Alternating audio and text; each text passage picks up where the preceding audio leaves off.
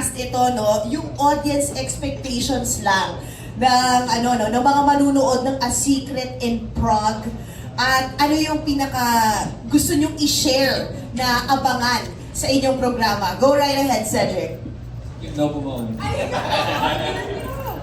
Oh, definitely, storytelling-wise, narrative-wise, isa yun sa pinaka-core. And I think yun yung isa sa powerful talaga dito sa A Secret in Prague. Kasi you would see na parang, parang ano to, full of action and all, and at the same time, sobrang sophisticated. Pero hindi mawawala yung kung saan tayo kilala mga Pilipino, yung family-oriented tayo, and nandun pa rin yung love. Kahit na ang hirap-hirap ng sitwasyon na meron yung pagmamahalan na nandun si Enrique at si Fred. Kim? Kunwari patay mali. Hindi, alam po natin na ito yung isa sa pinakamalaking project ngayon ng TV5. So, very excited and excited din kami na mapanood yung lahat to. Pinaghirapan namin. And syempre yun nga, meron tong action, drama, comedy, and gaya ng sabi ni Cedric, yung tungkol sa family, which is sa ating mga Pilipino, napakahalaga nun. So, and syempre makikita rin nila dito yung side ng mga agent. Kasi kapag pag-agent, ang thinking kagad seryoso, kumbaga, dapat kalkulado lahat ng galaw. Pero dito, ipapakita rin na meron din kaming side na hindi kami perfect, vulnerable din kami. So, ayun. Sir Benji? Sa akin, first of all, I'm very thankful for TV5, Slingshot, and of course, this is my first time to work with Ken and Andrea. I'm very excited. And ang maganda kasi rito is yung sinabi nila yung story and yung role na binigay sa akin. So, first time ko lang maging politician dito. Interesting! Bumili nga ako ng Land Cruiser kagad. Kasi kailangan sa eksena. Sasoli ko rin after. Pero yun, maganda yung story. And of course, meron touch na of course yung mga nangyayari ngayon sa bansa natin. Yun. Thank you so much for that, Margaret. I think nasabi na po nila lahat, no? But I'll go leaning towards the representation ng characters dun sa story. I would say it's not stereotypical, so dito na makikita yung mga representation, especially to the young ones, like of my same generation, like ako as Angel dito, siya as Sophie, the representation that it shows na hindi, kung ano yung nakasanayan natin, ay yung makikita natin. So, ibang atake ng story, ibang atake ng character, and I think dapat din yung maabangan din natin. At yung brotherhood yun ni Kim. Yes, of course po. And of course, the family. Me coming from the Pinagpala family, and the family po talaga yung na-highlight. And also, I would want to commend the cinematography. I would say it's not very teleserye vibe yung cinematography. It's more of like a movie. So, maganda po, maganda. Thank you, Quinay. Meron pa ba akong dapat sabihin? Parang sinabi niyo na lahat. Pero ganun pa man po, feeling ko, for me naman, isa din talaga sa dapat yung pong abangan siguro yung chemistry namin ni Markian. Siyempre, I think bago to sa mata ng lahat, yes na meron akong ka-love team, ganyan. Pero ayun po, I'm so happy and sana po ma-enjoy po ninyo to. Sure. Thank you. How about you, Ian? Well, more than my character, siguro doon din ako na-excite. Especially, first and for all, yung tambalan ni Ken and Blythe. Na talaga, I'm sure... Kinilig ka din? Oo, kahit tayo nung una nating narinig, sobrang wow, ano to?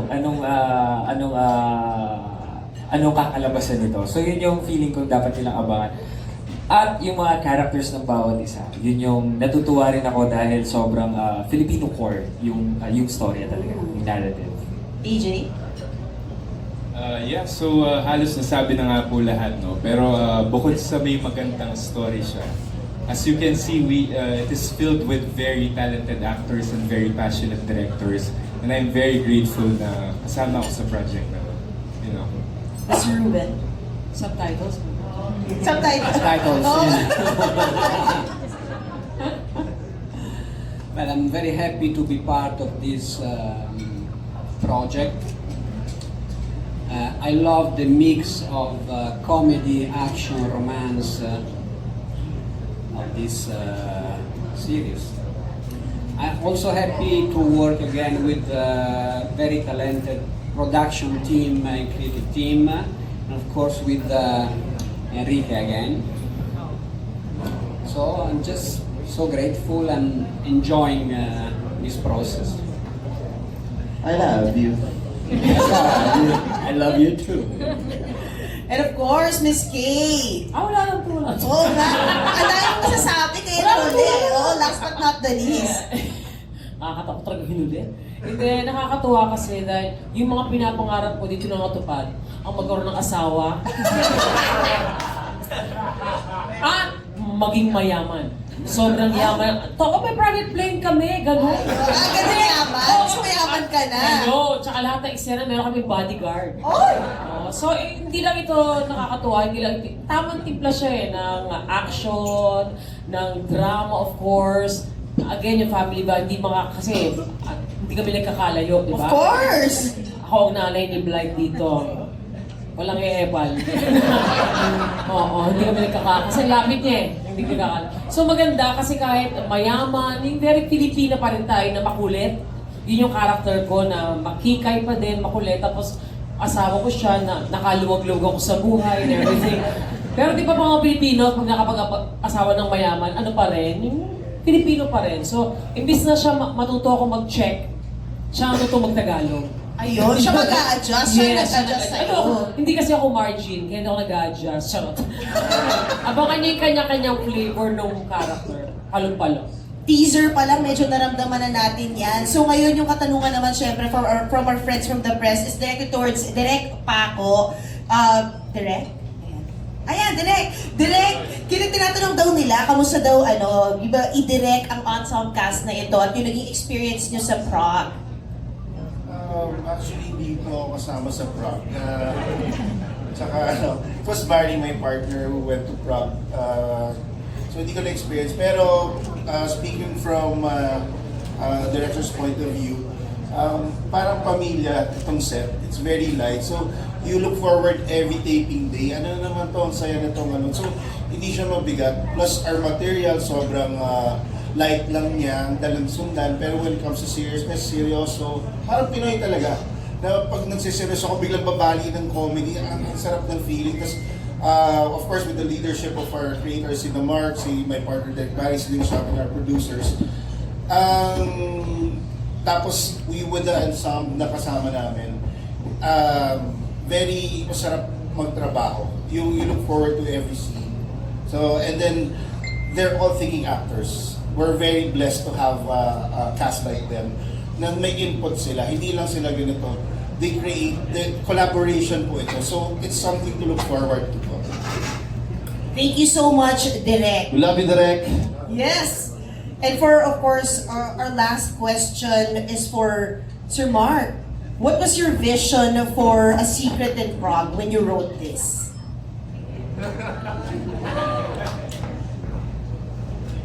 Actually, the bigger story is may creative credit dito si Ken because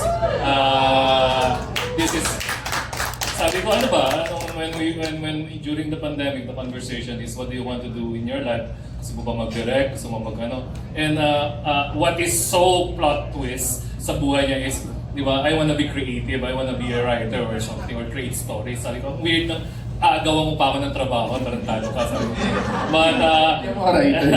But the vision was really back then. Yeah, it was a dark time during that a year after the pandemic, and it seems like, di ba, ang bleak, and there's a future ahead. The future ahead is not so bright. So the vision really, when we were talking and creating this, is to create a show na alam mo yon, yung that it validates your experience, but at the same time, it provides relief, kumbaga, sa atin na tumawa tayo, kiligin ulit tayo, mag-enjoy lang tayo, because life is hard. Which is that is the vision that was set by Ken and nila Randall. Ibalik ang saya. Ibalik natin ang saya. And the fun thing about it is it resonated and it reflected in a way in the whole process. Ano, meron ba tayong ano? Dumating na ba si ano? Yun ang okay, so but that's it. That's the vision to provide a show that can provide relief for our Filipino. Sobrang perfect timing niya sa mga nagaganap din ngayon. Kailangan natin tong breather entertainment na ito. At eto na nga, syempre, before we wrap this up, kailangan nating palakpakan po dahil humabo si Sir Joel Torres! Crucial na part din po ng A Secret in Prague. Sir Joel, kayo po ang head ng anong ahensya? GH? Global Agency for Government Operations, or in ang acronym GAGO. Hindi naman kami lahat GAGO, pero member lang kami ng GAGO Association. Hi, hello, sorry I'm late, but just came from another meeting which was very important. That's for the next topic, and it's good to be here sa A Secret in Prague. Eh, hinuli daw sila sa Prague, ewan mo sino. Saktong-sakto, di ba? Meron ba? GHO din po ba nakahuli? Ano yun? Oo, kayo yun. But thank you so much for joining again. Ito po, meron tayong time po no, to have a round table with the whole cast and of course the production of A Secret in Prague. But please, may I invite everyone again to go at the center of the stage for the final photo opportunity.